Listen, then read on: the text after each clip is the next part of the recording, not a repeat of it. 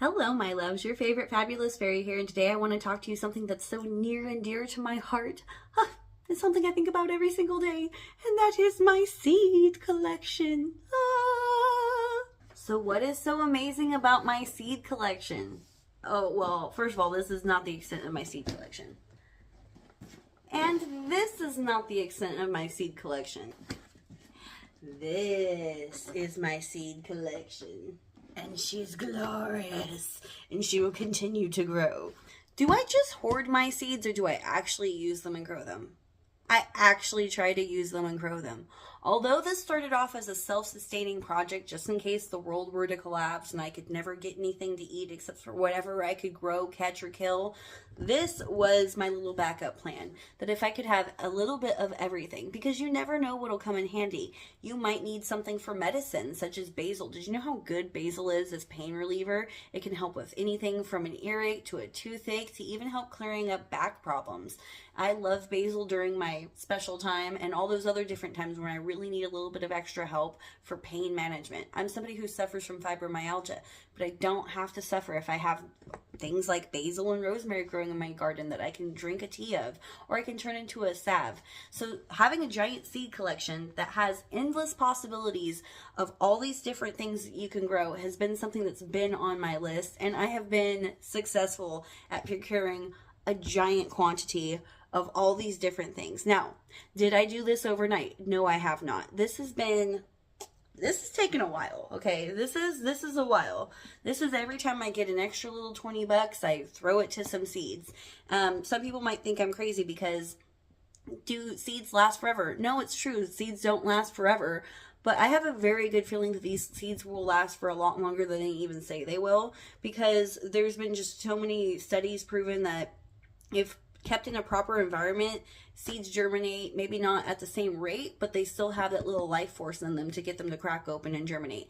One of my seeds in here is a 1,500-year-old cave bean that they found in some pots up in a cave, and they put them in some water and they grew them, and then of those seeds they got these seeds. So if a seed can last 1,500 years in a pot in a cave somewhere, I'm thinking in my climate controlled house in some plastic is probably going to do okay. And if you wanted to go ahead and make that last a little bit longer, you could also put them in some freezer safe bags, as long as no moisture gets in, and put them in the freezer. But you want to make sure no moisture can get in, because moisture is what helps activate little seedlings to wake up. So this is what I've got going on so far. I have a little bit of everything. Do you want to see kind of what I got going on? Now this one could use a little bit of a, oh, look at, speak of the bean, my 1,500-year-old cave bean. Now, I've grown a bunch of these different things. I try to grow in containers because where I currently live, the growing isn't 100% for the backyard. We have a lot of shade, and I live in a house with a very small backyard, but that doesn't mean I can't grow things. A lot of things can be trellised. A lot of things can be put on little runners and strings and tied up to like the gazebo and things like that. And then we also have bushing varieties of things. So not everything has to be 20 feet long. Not everything's a snake bean, but I do have snake beans too. I've got a little bit of everything. We have Brussels sprouts. Anything that's bent over like this, by the way, is something I have grown. Got some Swiss chard. We got some Mongolia blossom trindle peas. We have, I mean, man.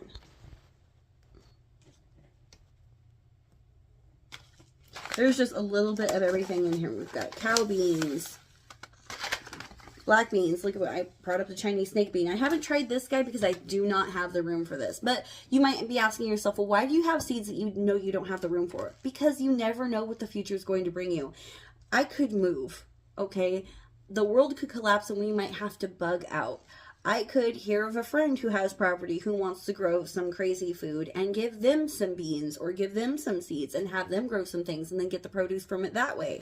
There's a million different things that you can do, but you can't do them if you don't have them. So, I mean, I've got, pick a bean. Seriously, pick a bean. Okay, what color do you want? Oh, this one, what color was this one going to be? This one's going to be like a regular green bean. Got red beans, okay. These, I have more than one of these. I have grown these before. These are very good. These taste more like a green bean than you would think. Purple. What the beep? Okay, so There's just so many varieties of everything. Oh my gosh, check out this. Now this is a cabbage that actually likes to thrive in cold environments. So why do I have a cabbage for cold environments when I live in basically a desert? Because I live very close to the mountains and it snows in our mountains. And should the worst happen, my little self is going to be scurrying on up to those mountains where I'm going to be growing this. And, okay, so this is another thing. People think about if things were to go wrong, okay, I will reorganize this later. If things were to go wrong, all right,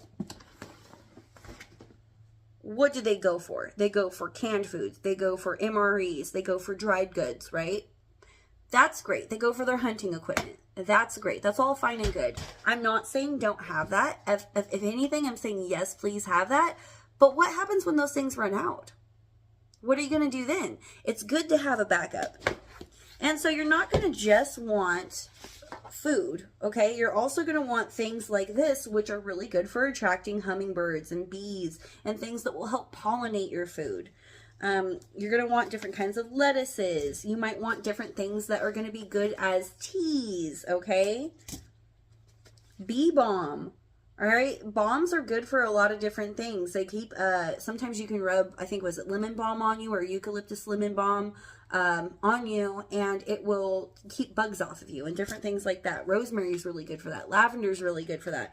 Different kinds of watermelon. What if you don't have a lot of like clean water to drink, but it's good enough for watering a garden, but you can grow watermelon with it, right? And then you have beautiful things to drink.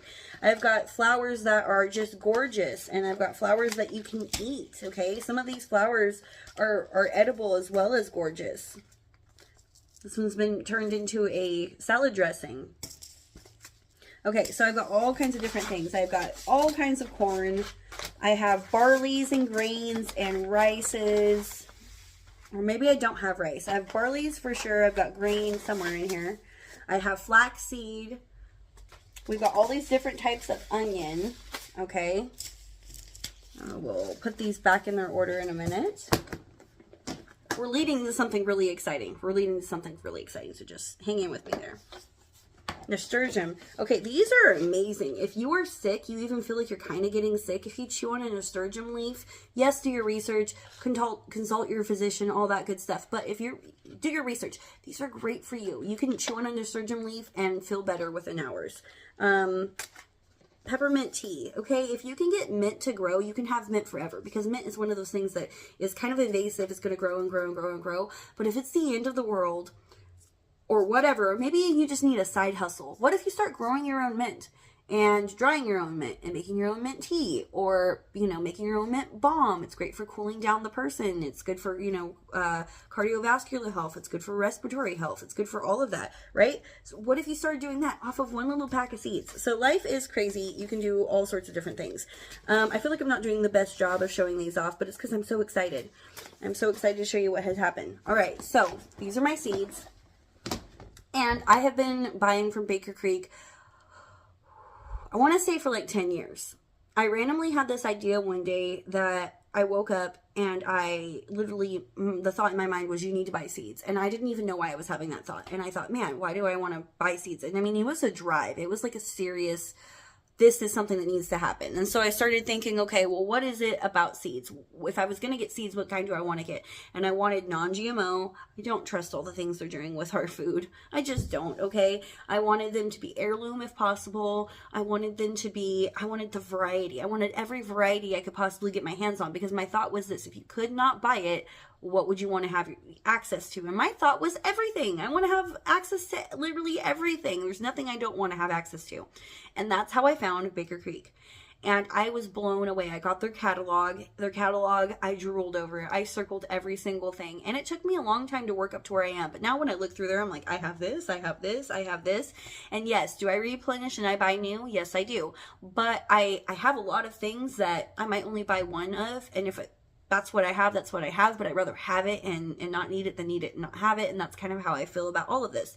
Well, I post when I buy my things because I believe in it, and I want everybody else to go out. And if you're going to buy some seeds, I want you to get it from somebody reputable. I want you to be getting something that you know is going to have a high germination rate. And I want to give you something that has lots of diversity. I mean, you're going to find things on this website, in this book, in their catalog that you're just not going to find anywhere else. You're just not going to. And so I just post because I do. And they were so sweet, and they wrote back to me, and they said that they would like to send me some seeds. And I was just like, ah, like I cannot tell you. I just felt like Christmas hit early. I felt like it was Halloween all over again. I felt like it was my birthday. I felt like it was the happy day. You know, I was just so excited because literally there's nothing better than seeds. There's nothing better than getting that package and going through it. Even when I know what I'm buying, there's always one free seed in there, and I don't ever care what it is. I'm just excited to get it, and it's always really exciting to see what they're going to give. So, because of my little post, they were very nice to me, and they sent me some seeds, and I'm going to share with you right now what they are.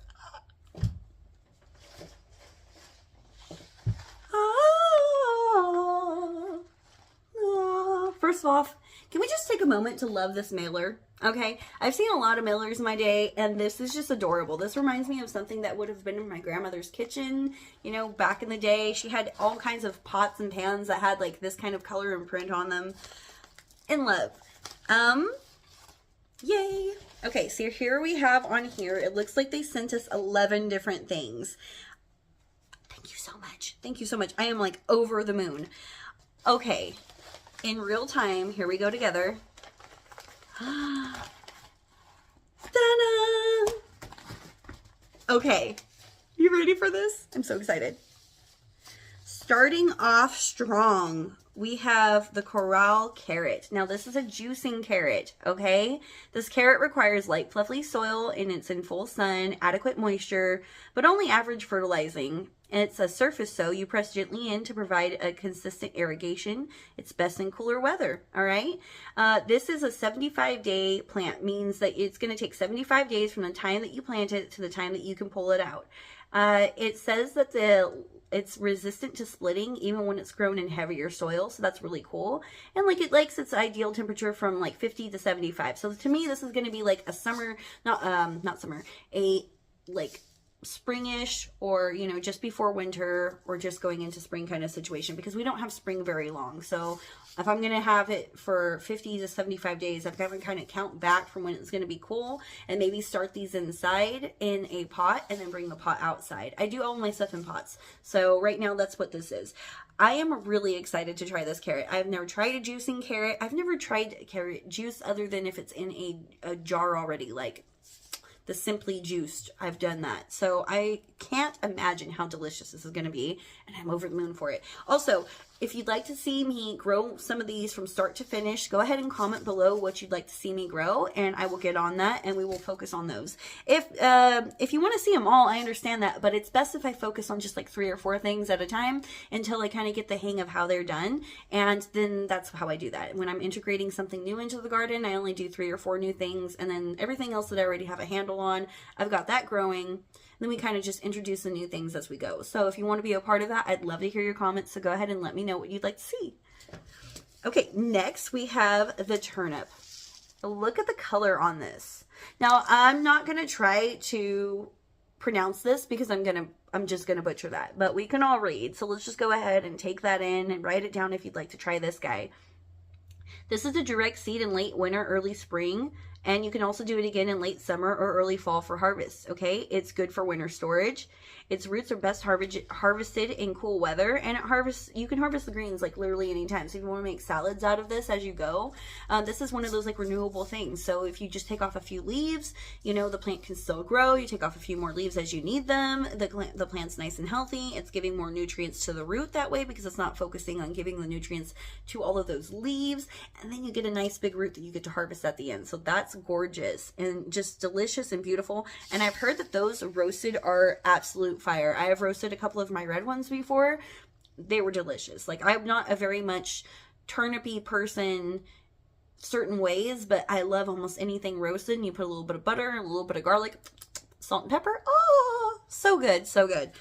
Look at this, you guys. We have the mini bell pepper mix. I love these dudes. Okay, so I've actually bought these before. I'm out of them, so that's really cool that they gave me more. This was a summertime favorite for me. This is a delicious little treat. This is adorable. It's ornamental, and it's useful. You can put this right outside your garden, right outside your kitchen window, and go pick them anytime you want, and they look pretty when you're not picking them.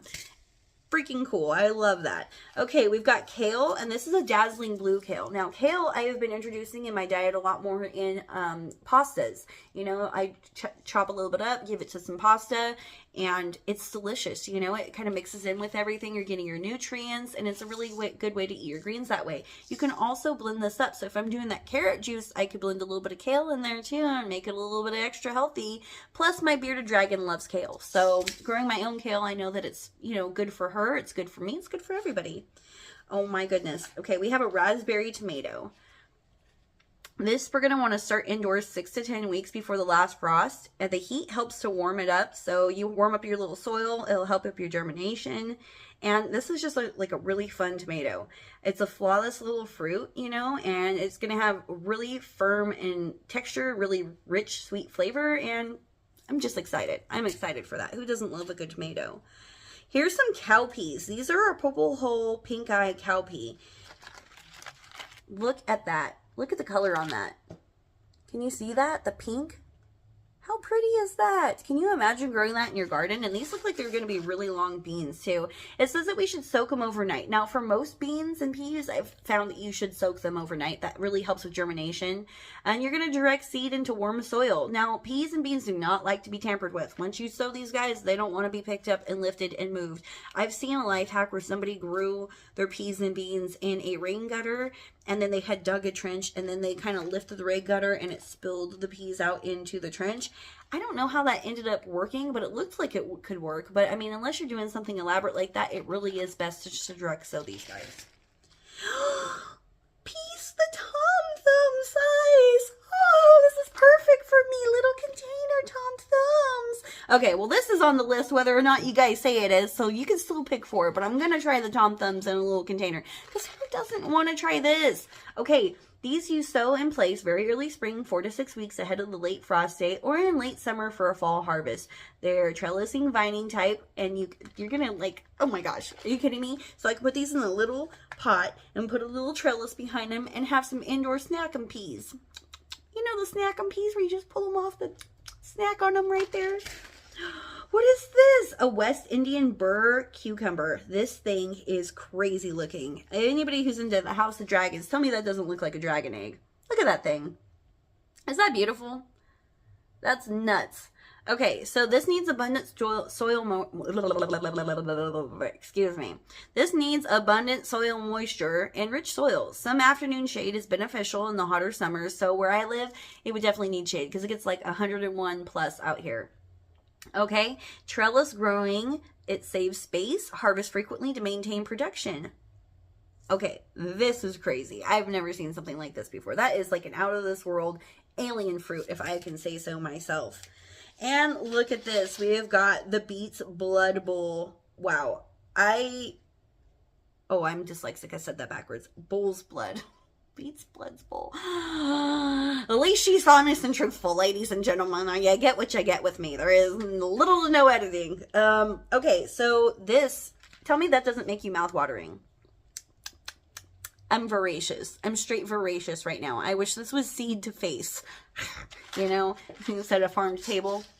Man, this is delicious looking. I definitely want to try that. Let's see what this guy needs. What are you into? It says amend planting site with well-rotted compost, work soil deeply, and remove rocks. So 3 to 4 weeks before last frost. Thin early for best results, requires a neutral to lightly alkaline soil. So I'm going to have to get a little soil test kit to see where I'm lying because I don't know. So we will go ahead and do that because look at those. I don't even know if I like beets, and I am just voracious looking at that. Oh my gosh, look at this petunia. I'm going to have to do my research to see if I can eat this guy because they're picturing it with a lemon and lime and a little bit of a drink going on and a frosting, and they're on there. I'm thinking we can eat this. Oh my goodness, I'm going to eat this. Look at the donut on there. It says, you surface sow these and keep them uniformly moist and very warm. Grow the tiny seedlings indoors for 8 to 10 weeks and set outside after late frost. Pinching off young shoots makes a more compact habit. Okay, well, this is a great, wow. It says lavender to rose-colored blooms with I cannot speak for whatever.